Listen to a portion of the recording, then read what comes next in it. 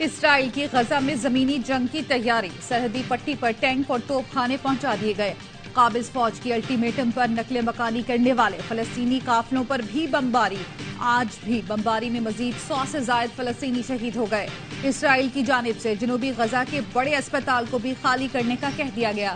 فلسطینیوں کے عزائم بلند، کہتے ہیں غزہ خالی نہیں کریں گے۔ خان یونس میں لوگوں نے خوراک ذخیرہ کرنا شروع کر دی۔ غزہ کا 9 دن سے پانی بند، بجلی اور ایندھن کی فراہمی معطل، اسپتالوں میں دوائیاں ختم ہونے سے شہادتیں بڑھ رہی ہیں۔ 724 بچوں سمیت 2450 سے زائد فلسطینی شہید ہو چکے۔ ننھے فلسطینی اسرائیل کی جہنم سے گزر کر جنت مکی ہونے لگے۔ صہیونی جارحیت کا جن 724 بچوں کی زندگیاں کھا گیا۔ کسی کی بیٹی سالگرہ سے پہلے شہید ہوئی تو کوئی نومولود ملبے تلے مارا گیا۔ لوگوں نے آتی جاتی ایمبولینس کو ننھی لاشیں تھمانا شروع کر دی۔ جانور اسرائیلی وحشیوں سے زیادہ حساس نکلے۔ غزہ کی بلی 8 سالہ بچی کے لاشے پر سر رکھ کر غمزدہ ہو گئی۔ اسپتال میں لوگوں کے زخموں پر مرہم رکھتے ڈاکٹر کے سامنے اس کے بیٹے کی لاش گئی۔ غزہ میں ہر طرف دل دہلا دینے والے مناظر۔ اسرائیل نے پورے مشرق وسطیٰ سے جنگ کی دھمکی دے دی۔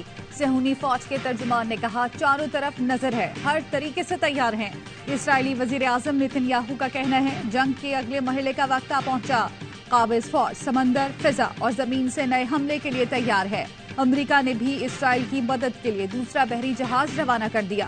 ایران کا اسرائیل کو الٹیمیٹم، ایرانی وزیر خارجہ نے کہا، ہم نے جنگ میں حصہ لیا تو اسرائیل کے ایوان لرز اٹھیں گے۔ اسرائیل نے راستہ نہ بدلا تو مزاحمتی تحریکیں خطے کا نقشہ بدل دیں گی۔ صورتحال بہتر کرنے کے لیے ایک موقع دے رہے ہیں۔ اسرائیل محض امریکی سہارے پر کھڑا ہے۔ ایک ہفتے کی جنگ نے بتا دیا کہ اسرائیل یہ جنگ نہیں جیت سکتا۔ ایرانی وزیر خارجہ کی اسماعیل ہنیہ سے بھی ملاقات۔ خارجہ کی ریاض میں سعودی ولی عہد سے ملاقات۔ سعودی ولی عہد نے کہا، غزہ میں بے گناہ لوگوں کی جانیں لینے والی فوجی کارروائیوں کو روکا جائے۔ دونوں رہنماؤں کا شہریوں کے تحفظ اور مشرق وسطیٰ میں استحکام آگے بڑھانے پر اتفاق۔ امریکی وزیر خارجہ نے کہا، سعودی ولی عہد کے ساتھ ملاقات مثبت رہی۔ امریکہ نے حماس اور اسرائیل کی لڑائی کو بڑی جنگ میں بدلنے سے بچانے کے لیے چین سے مدد مانگ لی۔ امریکی وزیر خارجہ کا چینی ہم منصب سے فون پر رابطہ۔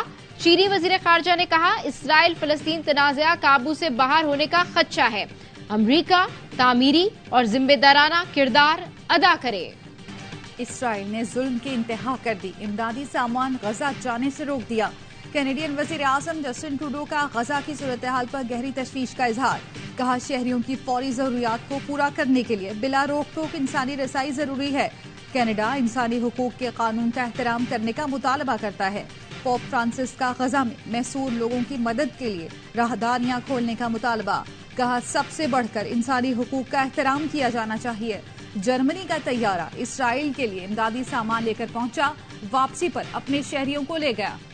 اسرائیل فلسطینیوں کی نسل کشی کر رہا ہے۔ اسرائیل غزہ پر حملے بند، محاصرہ ختم اور اقوام متحدہ کی قراردادوں کی پاسداری کرے۔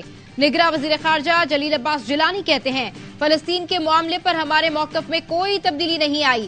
2 ریاستوں کا قیام ہی مسئلے کا حل ہے۔ نگراں وزیر اعظم چینی صدر کی دعوت پر بیجنگ کا اہم دورہ کر رہے ہیں۔ سی پیک کی رفتار کم کرنے کی خبروں میں صداقت نہیں۔ افغانستان سے تعلقات میں کشیدگی کا تاثر غلط ہے۔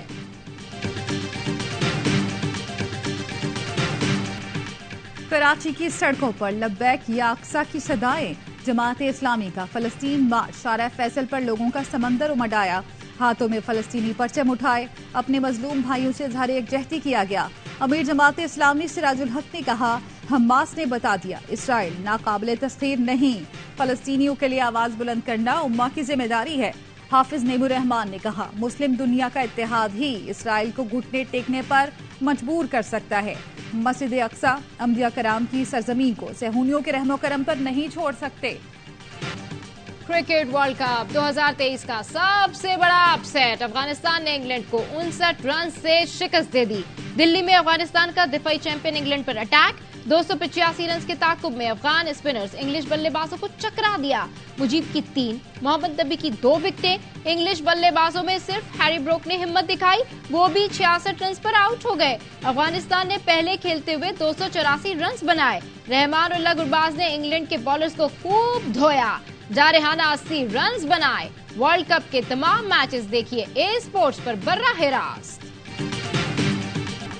कसूर में मुस्लिम लीग नून का जलसा, मरकजी खिताब हमजा शहबाज ने किया। कहा मुल्क फैसला कुन चौराहे पर खड़ा है, अब गलती की गुंजाइश नहीं। नौजवान बेरोजगार बिजली के महंगे बिल कयामत ढा रहे हैं। अशियाए खुरनोशी कीमतें आसमानों से बातें कर रही हैं। अवाम के लिए 2 वक्त की रोटी पूरी करना मुश्किल है। नवाज शरीफ 105 का डॉलर छोड़कर गया था, आज 278 का है।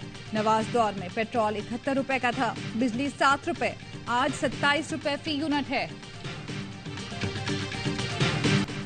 नून लीग को मीनारे पाकिस्तान पर जलसे की इजाजत मिल गई। जिले इंतजामिया लाहौर ने 21 अक्टूबर को नवाज शरीफ की आमद पर मुस्लिम लीग नून को जलसे की इजाजत दे दी।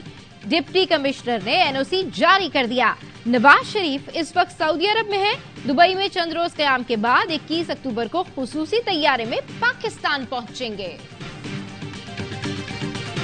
कराची में एमक्यूएम पाकिस्तान का औरंगी टाउन गुलशन बहार में जलसा, कारकुनान की रैलियों की शक्ल में आमद। जलसा गाह के इतराफ इमारतों को पार्टी परचम से सजाया गया। रहनुमाओं का खिताब जारी।